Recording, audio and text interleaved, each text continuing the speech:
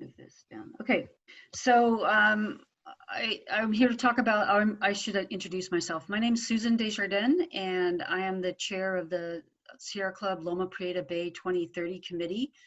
And this was a committee that was started after receiving a bequest from a member. And we've used the money to fund work in other chapters as well, the San Francisco Bay chapter and the Redwood chapter, as well as work by Sierra Club California. And most of Sierra Club California's work has to do with stopping the tunnel project to divert water from the delta and also to make sure that we keep inflows into the San Francisco Bay high enough for wildlife. So this committee does work with the other two chapters, and we're working on bay-wide sea level rise issues. We're trying to come up with a kind of a regional approach, as well as making sure there's an agency that's taken responsibility for sea level rise issues. What I am more involved in is designing campaigns to block development and to promote restoration on baylands in the Loma Prieta area. And then also I'm involved in developing what we call the Bay Advocacy Program to educate and train advocates for these Bay campaigns. Next slide. The three campaigns that we've identified so far in the Loma Prieta chapter are the Moffitt Park Specific Plan, which is a redevelopment of an area in Sunnyvale, the Redwood City Salt Ponds, and a smaller site, a 1300 Bayshore Highway in Burlingame. So I'm going to show a picture for each of those and then just talk a few bullet points about each. This is a picture that I should have edited more, but I don't know how to do that. This is the Moffitt Park Specific Plan site. As you can see, it's right along 237 in Sunnyvale, right next to the bay. And so the dark line here is the edge of the specific plan. So this has been in the past just a completely industrial area. And it's also right next to the wastewater treatment plant and recycling center. And then there's a landfill there as well. And then here's Twin Creeks sports facility. There is a plan to redevelop it to include housing as well as commercial sites and to add other amenities to improve transportation. This area though is pretty vulnerable. It's sited in a 100-year FEMA flood zone, and with sea level rise in the next 30 years, about half of it's expected to experience flooding. So there is an opportunity though, and right now it's being studied to look at the Calabasas and San Tomas Aquino creeks and to improve the way that they enter the bay, to give them space to form a delta and to restore wetlands, and that would help reduce flooding in that area. It's an opportunity. It's kind of a sort of a blank slate to develop a resilient bayshore. And there's actually been some competitions looking at what should be done with this area. One of them is called the South Bay Sponge, and that's an interesting kind of a design to take a look at. And this is starting to come back alive. It's been on hold because of COVID, but we've got planning commission meetings coming up later this month. Another one is 1300 Bayshore Highway in Burlingame, and this is actually two pictures. It's kind of split right here. There's kind of an aerial view of two 8-story buildings that actually are situated over a creek, as you can see, right next to the bay. And these buildings have a large glass facade, which is problematic. So it's sited within 100 feet of the shoreline. So that's supposedly the Bay Conservation and Development Commission should have jurisdiction permitting in that area. But we don't see their involvement so far in the project. There's two 8-story glass facade buildings that are situated over a creek. So we think that's an issue for the creek and maintaining the creek and the habitat there, but also for birds with the buildings right on the bay with the glass face right on the bay. It's going to be pretty big, 260,000 square feet of office space, and in addition, a very large restaurant and some retail space and parking spaces.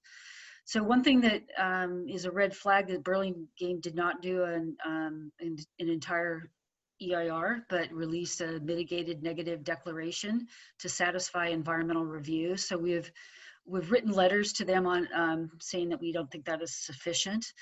And it's been kind of on hold because of COVID, but we're trying to be ready to mobilize once this project moves forward. Okay, good.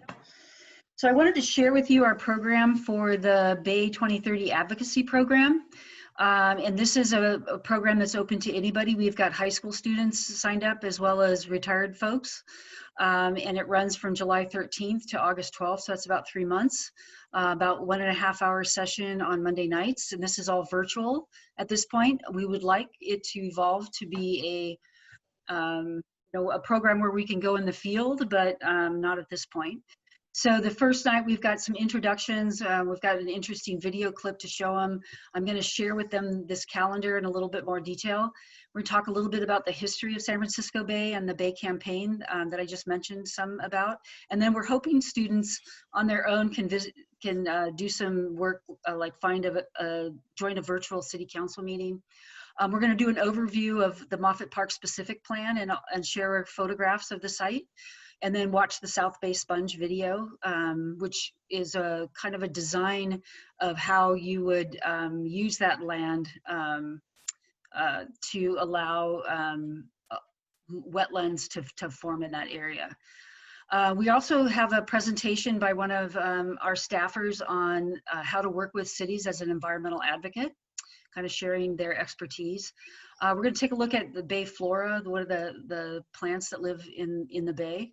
We're hoping to join the Sunnyvale Planning Commission because that's the night that they're going to be looking at this Moffitt Park specific plan, if this calendar doesn't change from what we know now. We also have the biggest restoration project in the Bay Area is called the South Bay Salt Ponds, and so that's probably a 10-year project. So we're going to have a little webinar about the history of that and what the current status is. And then we're hoping people on their own can do a little hiking around to take a look at some of those ponds. We're also going to work with students to do some of their own social media posts about the project, and then have them post that and then share. Or if you're not a social media user, to design a media post that you could share with other people for them to use. And then we're going to come back after that meeting and share our social media posts. And then we're going to do an overview of the Redwood City Salt Ponds project. You know, I didn't talk about that I just realized, never mind. The Redwood City Salt Ponds project, which is an area that's now owned by Cargill that they're looking to develop into housing, and it's right on the bay, and we'd like that to be restored into wetlands area. Then we're going to present some photographs from the Bedwell Bayfront Park. And then we're going to take a look at the climate action plan, and just basically what are climate action plans and how do advocates use those to try to make progress in environmental issues, and then specifically look at Redwood Cities, because Redwood Cities climate action plan does not address any kind of sea level rise and flooding, and that's what we want to get to. We are going to have students do wildlife presentations, so on different wildlife of the Bay, and these are all animals. So different fish, birds, and different other turtles and things like that live in the Bay. And so we'll have students do that. We're also going to have them write articles for our newsletter. So that's about 50 word, pretty short, and include photos. And we are going to look at some restoration projects. Students are going to do some research on those. And then we'll get some feedback from leaders. So we'll have kind of a leader and mentorship situation set up where leaders are working with the same group of students. And we'll give them feedback on their writing. We're going to take a look at Sierra Club's endorsement process of political candidates, because that'll be going on that week. We're hoping to have some students join some of those interviews. And then we're going to have students do some research on candidates in Redwood City and Sunnyvale especially, and then take a look at those candidate overview presentations. And we're going to take a look at the Adaptation Atlas, which was developed by the San Francisco Estuary Institute, and a video that they have produced. And that's about midway through our course. That's about a month and a half into it. So we're going to take off Labor Day and then come back and take a look at the Burlingame project in more detail, look at photos, a little more video, look at finish our candidate presentations, and then start looking at the restoration project presentations. We're going to have a couple of guest speakers. Mary Buxton's going to come and talk on how to build relationships with legislators. Dave Olson's going to speak on Bay Delta water inflow issues and the tunnel project. We're going to invite Josh Becker, who's a state senator, we're going to have students prepare questions for him and then invite him to join our class and ask questions. We are going to work on letters to the editor. That's going to be our final advocacy activity. And at this point, they have a lot of different things that students can write about at that point. We're going to have students ask them to join our Guardians of Nature Gala, which happens the first week of October, so no class that week.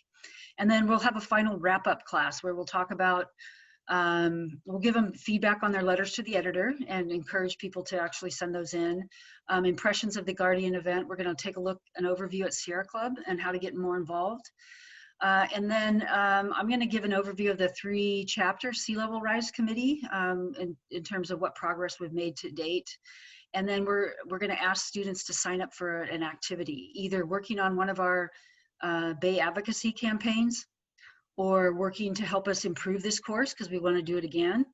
Working with our conservation committee or our sustainable land use committee are some of the ideas that we're going to have. Or start a city watch committee in their own city would be some of the ideas we have.